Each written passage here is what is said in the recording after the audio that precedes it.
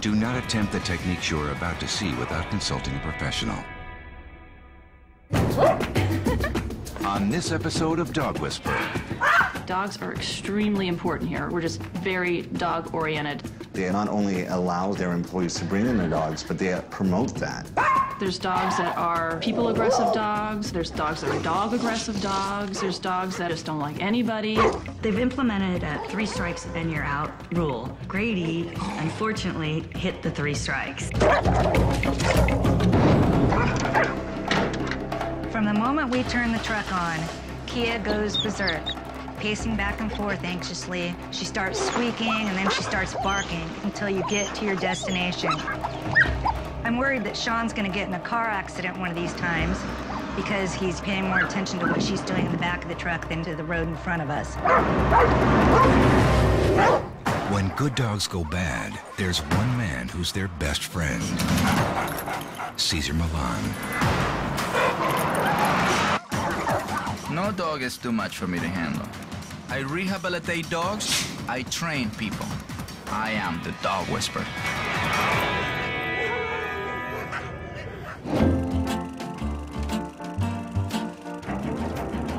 I think the workplace has been changing so dramatically over the years. You wore a coat and tie and you went in an office and you closed the door. Young people who come to the workplace have a whole different set of expectations. It's a whole different place. Offices, companies are like communities. You ultimately want to have a happy, positive energy in a company because that fuels, the success of the company. I work at a great company, TBWA Chiat. We're the 8th largest advertising company in the world. What I look for in every campaign is what is the soul of this brand, and can you make that into how you tell the brand story?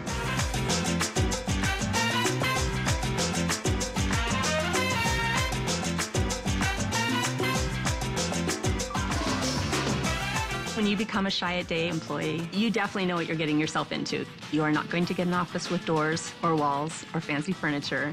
We have a basketball court. It's a very open environment, open space. We work really hard, but we also play really hard, and part of that is having our best friends next to us. And for most people, that is their dog. TBWA Chiat Day isn't the first company to allow dogs on the premises. But when this advertising agency decides to think outside the box, their approach is new and improved. Dogs are extremely important here. We're just very dog-oriented. They not only allow their employees to bring in their dogs, but they promote that. It's kind of a reciprocal relationship. The dog brings a calming, good energy, and people are a little less intense and a little less insane in terms of doing their work every day. I'd say we have on a daily basis 45, 50 dogs. I think dogs are one of the good forces on the planet, so if it can make our little world a little better, I think that's a good thing. They have to be pretty strict with the regulations and the code kind of with the dogs. We created a set of rules for dogs when they come to work. You sign a contract that states all the rules. Dog has to have its shots, has to be socialized. It needs to have a leash on it. They're not allowed to bark. Every once in a while, one of them is a little unmanageable. We have an office manager who's pretty tough who will ban your dog from the office if it picks a fight. I am Director of Office Services, though a better job description is zookeeper. There's dogs that are people-aggressive dogs. There's dogs that are dog-aggressive dogs. There's dogs that just don't like anybody.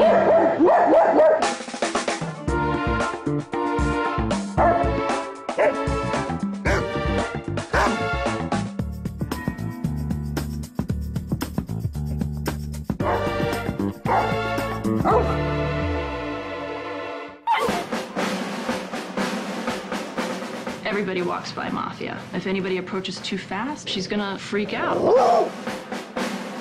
Jack's barking at other dogs. He's pulling on the leash. He's growling. He just won't stop. They've implemented a 3 strikes and you're out rule. Grady, unfortunately, hit the 3 strikes.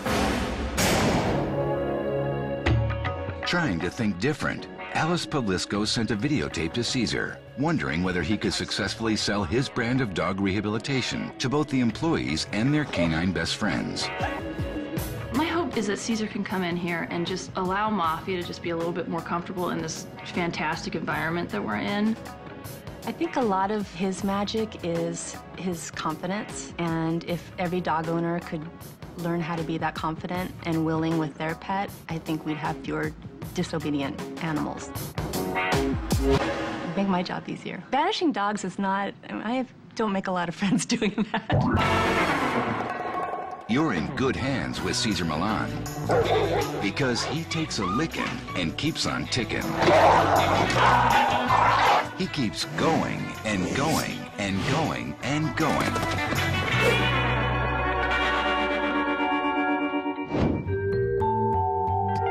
Because dog whispering is not just a job, it's an adventure.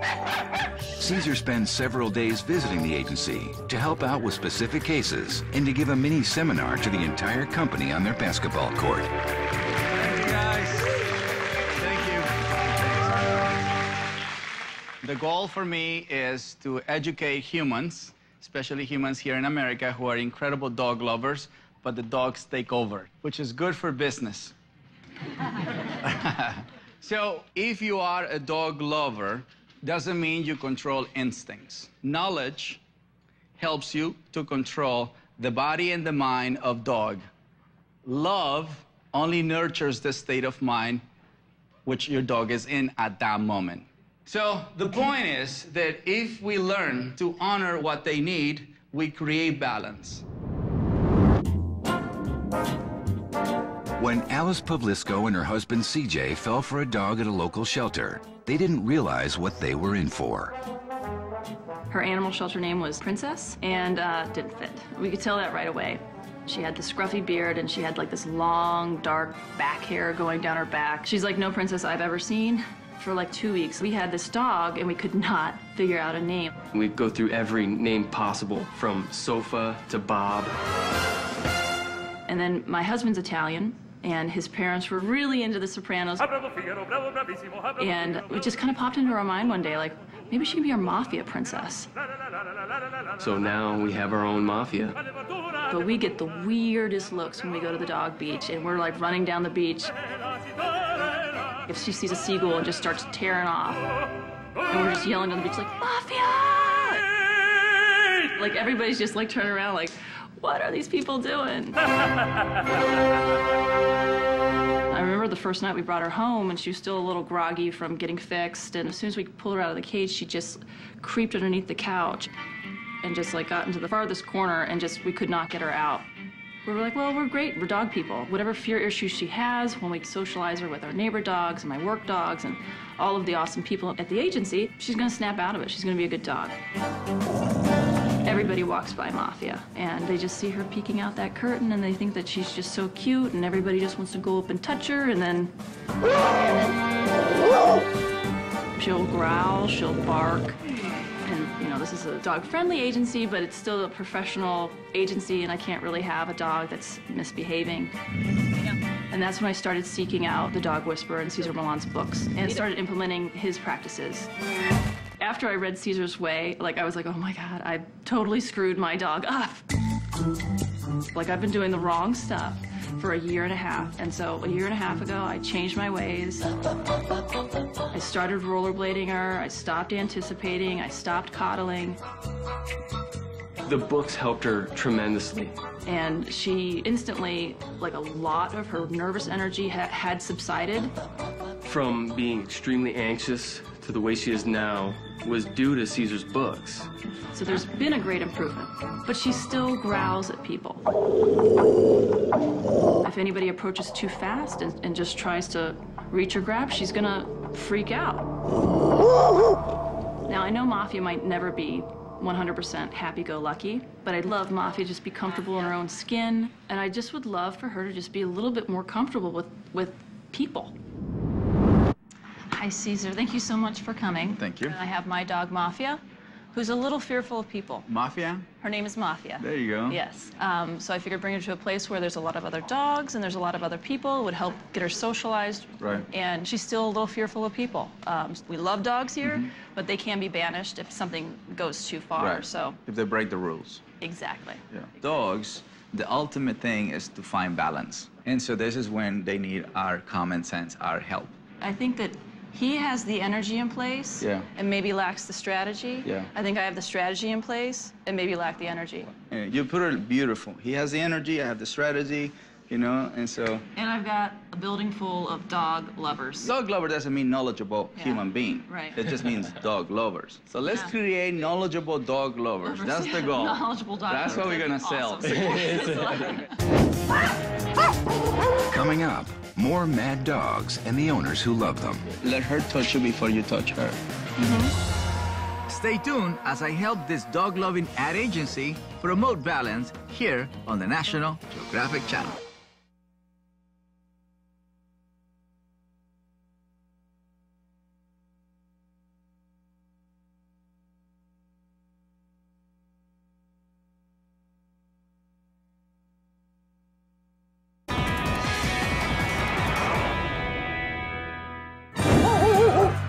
Renowned advertising agency TBWA Chiat Day allows dogs at work, and Caesar agrees to help out with some of their more troubled canines.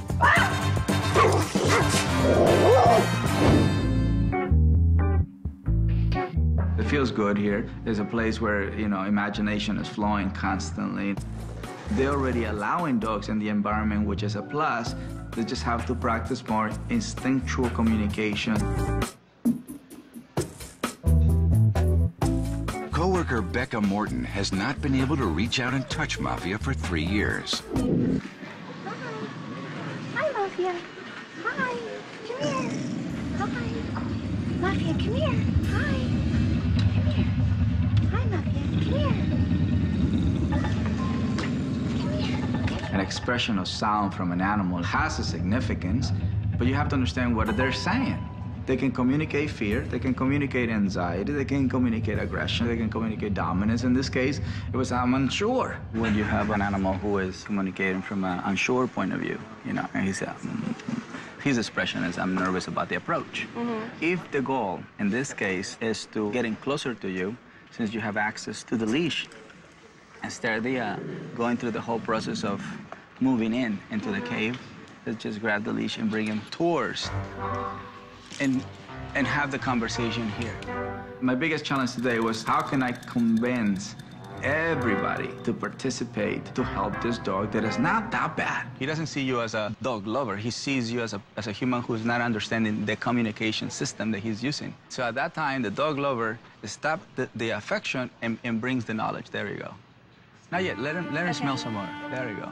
By giving affection the way you were given, you were increasing instability, and that's not what they want.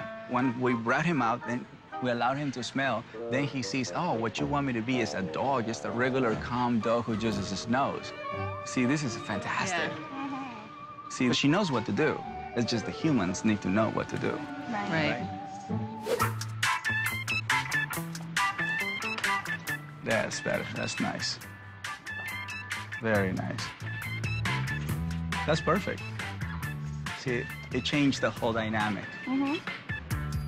This is an intellectual, emotional, spiritual environment, but they're not really selling the instinctual part of it. So hopefully they understand how important is the instinctual way of communicating. The more you do that, even though you're not petting, you're changing state of mind. Yeah. So we all have to help. And so the participation of everybody can help Mafia, and definitely Mafia is going to help other people. Here, let me show you. So here you go. Come over here. Come over here. Just keep the scent right here. There you go. Nice. Let her get closer to you. Let her touch you before you touch her. See, because that's the trust. You have to gain the trust before you actually reward that. But if you move too soon, and then you send her back. You understand? I can't believe I'm touching her right now. Yeah. I've never touched her before. Yeah. Oh, I know. No, that's right. Very good. The weirdest thing was like feeling her whiskers on my hands, because I've never touched her before, and it was just so weird to be that close to her. For Caesar to show her how to properly interact with Mafia in just a matter of a few minutes, really, it's just really incredible. What do you see? A curious dog, right? Mm-hmm. What did we have earlier? An insecure dog. There you go. What I did for Alice today was show her how to motivate other people to do it right, because she was doing it right. But that's just 50% of the equation. The other humans in the environment needed to become knowledgeable dog lovers in order for her to complete the cycle. Nice. Oh, you didn't have it for that. That's right. I knew that Mafia is a good dog, and I knew she had potential to be an even better dog. And today just showed that that's definitely a possibility. I just need to be surrounded by patient people, and I am. They really are dog lovers. And I think they'll commit themselves to heeding by Caesar's rules. And then once you're done, you just walk away. Just walk away, calm and assertive and happy and loving and all that stuff. So look what happened. Yep. Which is fantastic because she wants some more. Yeah. Look at this. There we go. Look at this. Then she follows. Absolutely. You know? Good girl, Muff. That was easy.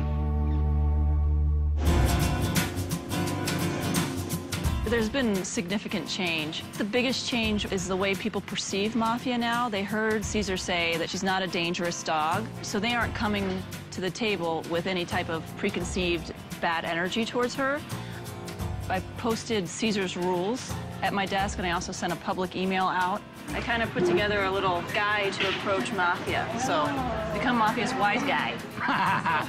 And so I'm getting like probably at least, I'd say, a half dozen to a dozen people a day that want to come down and try it. At first, she would be tense, and then they'd come in and they'd sit down. Now she's hardly getting out of her dog bed. It's like, oh, we're going to go through all this again. Already? Yeah, already. It's amazing. We have to show a blueprint of what is possible. Exactly. And so here it is. I can see it. Yeah. Awesome. Yes. All animals, what they understand is energy. They don't know what we do for a living. What they know is what energy we provide. So I can absolutely help a nervous dog, a fearful dog, a tense dog, an aggressive dog, a territorial dog, a dominant dog. You put any state of mind in front of me, dog, and I can help. But to help the human, I have to make sure the human remove all of these things in order for the human to actually see, whoa, you're right. I'm anticipating something that is not real. So it's not my dog. See, that's a big light bulb right there. Because, and then you are focusing on the source, which is you. Michael Permosen and partner Beto Dominguez wish that Michael could one day bring their dogs to work. Jack's Raspberry's son, and they've always bonded really well. Raspberry's more affectionate. She wants to be with you. She wants you to hold her. Jack is more independent. He likes to be off on his own. He becomes like a statue almost, where he literally just stands next to you. I really love these two dogs a lot. As time has gone on, something that we've noticed that we were running into a problem more and more is their behavior towards other dogs. Especially Jack, he just goes crazy. They get very defensive when someone comes in the house. Our walks are not fun. Jack turns into this beast.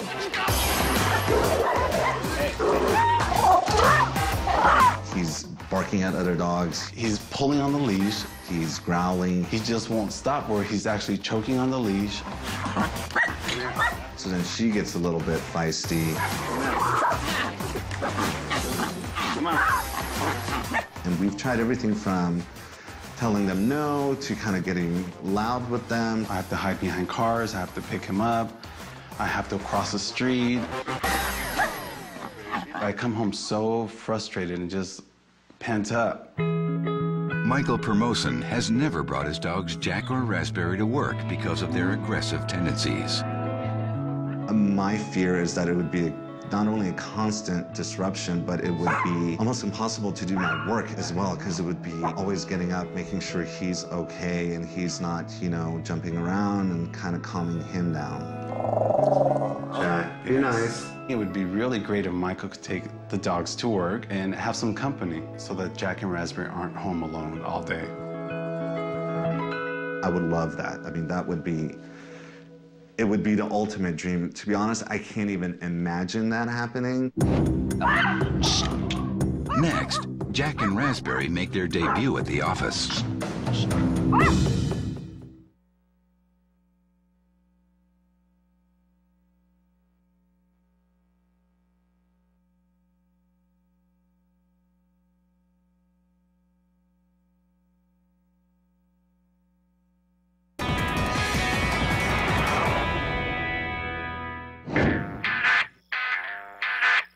For their meeting with Caesar, Michael Permosen and Beto Dominguez bring Jack and Raspberry to the TBWA Chiat Day advertising agency for the very first time. I've been here about a year now, and I never once even thought that I could bring them in, because in my mind was, there's so much going on that every second I'm going to be turning around, making sure they're by me, there's nothing going on, anticipating, well, what if so-and-so walks by? I know they have their dog. So you're focusing on the future. Yes, of bad situations that could possibly happen. When you are anticipating something, you create this overprotected way of being. It's not even real, because it's the future. Animals live in the now. Past and future really doesn't matter to them, you know? So when a human is so focused on what can happen, they sense that. So because you're focusing on such a negative thing, they're going to give you that. But the key of rehabilitation is when you manage to live in the now. That was a great example of how we can block our dogs from living a happy life because we love them and we think that something bad can happen. So the love actually became a toxic component. A dog nearby gets Jack going. Hey, be nice. Well, okay, let's focus how we react to how they react. You can block or you can intensify, but the behavior you're using right now is actually intensifying. It is? Yes. So your communication is, I am really tense. And when we only have an excited, curious dog, that's what we have. We don't have aggression. Look, curious. But when you block that curiosity, it became a negative, okay? So we're just gonna do it with energy and now using body language, because your body language is pretty bad. Yeah. Right? So this is you. Yeah. I get Can I relax you? I can relax you. Look at this. Can I relax you now? Yes. I gave you freedom. Yeah. I blocked you. Because I gave you a different energy. So if we... That's just alertness. That's not aggression.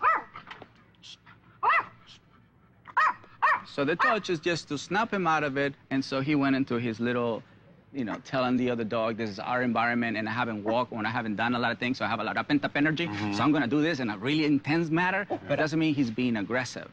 Okay. That's why it was so easy to snap him out of it. But it was easy to snap him out of it because I'm using a calm, assertive touch. Not tense, not fearful, not nervous, not anxious, not angry, and you can put all those energies in one action. So the outcome is not going to be good because animals don't listen to instability. To hear him say that, it kind of was just like a light switch being turned on, because he said it's so clear that the dogs are picking up from you guys' energy. That was something that we had never even thought about. But once he says it, it's almost like, okay, that's common sense. You know, we should have thought of that. But the way he says it, it just clicks. Yeah. Let's go for a walk. Observe the behavior. Look how they follow nicely. See, our dogs are learning about the neighborhood. It's interesting because here is these people, they use their imagination to make us, the consumer, feel good about the product that their clients want us to buy. So they're the mediator, you know, which I am the mediator for a lot of people between human and a dog. They're looking to us for that leadership. It's in their DNA to follow, to lead. Obviously, these guys were looking for somebody that tells them, do this natural activity. It's really nice. We even feel better. Yeah, they probably No, he is. Seems. No, how do you feel? Much better. There you go. What he said was attainable. It wasn't something that we thought the second he walks away, we're not going to be able to implement it. You know, with a lot of work and time, I think we can get there. It's achievable, which was great. Dogs don't live in the past. Dogs don't live in the future. Not that they're less than us or worse than us or better than us. They just don't have it, which is great for transformation. If you manage to live in the now, you transform who you are right now. But if you're thinking about, once Caesar leaves, what am I going to do? That's it. You're living in the future. Romy Flint's Rottweiler mix Grady is canine non grata at TBWA Chiat Day. I got Grady from a shelter because my job promotes getting shelter dogs and saving dogs. He was approved for euthanization, so he was definitely on his last leg, if you will. He was so shy. His tail was under his legs. It was just almost too heartbreaking to keep him there. So that's when we decided to take him. When we first brought Grady home, I was upstairs with him in the den, and I started to pet him. I was a little trepidatious. I was a little nervous. I didn't know what kind of dog he was, and he was growling at me. Boy, Grady. I didn't know if he was going to bite me or what. So pretty much immediately when we got him, we knew he had issues. The dog aggression started pretty early as well. He has some friend dogs, and then he has some other dogs at work that he just will not get along with at all.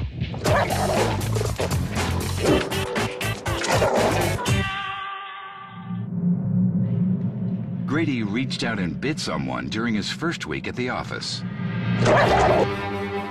They've implemented a 3 strikes and you're out rule. Grady, unfortunately, hit the 3 strikes. Our office manager, Carol, called me and said, "I'm so sorry, but he's going to have to be banned." I was sad, I was crying, I didn't know what to do. I feel really bad for the other dogs. I feel bad for Grady that he doesn't know how to get along with them. I know that he's a nice guy deep down inside. I just don't think he knows how to accept people being nice or wanting to give him love. Grady has not been back to Chiat Day in about 1.5 years. There has never been a dog that has been banished before and then unbanished. So Grady, he might be a trailblazer here. I'm hoping that Caesar can teach myself and Grady some rules and tricks that will allow Grady to be a really good dog and come back to work on a full-time basis. Still to come, Caesar attempts to get Grady reinstated as a canine in good standing. Go get in the truck. And later, these collies are an accident waiting to happen.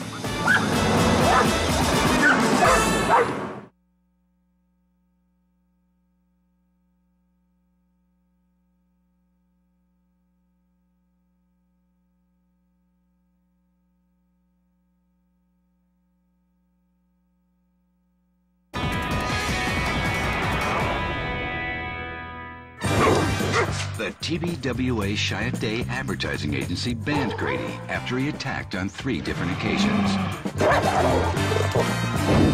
When Caesar meets with Grady's owner, Romy Flint, he senses her absolute nervousness. How are you? Like, how are you? I feel very nervous. Yes.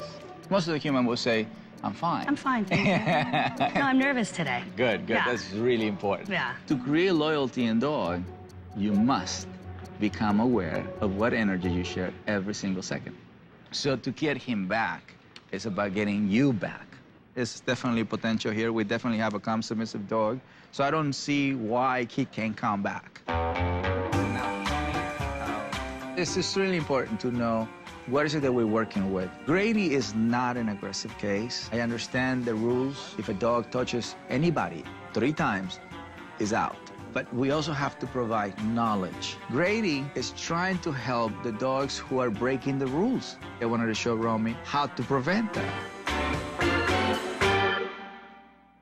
So this is what I see. I see excitement. I hear and see anxiety, and also dominance. So he's not calm, assertive.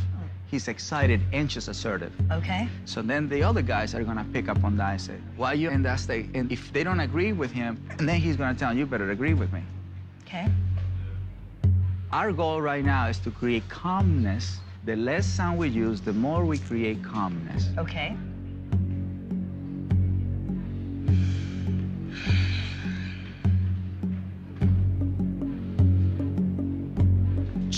Let me have the leash.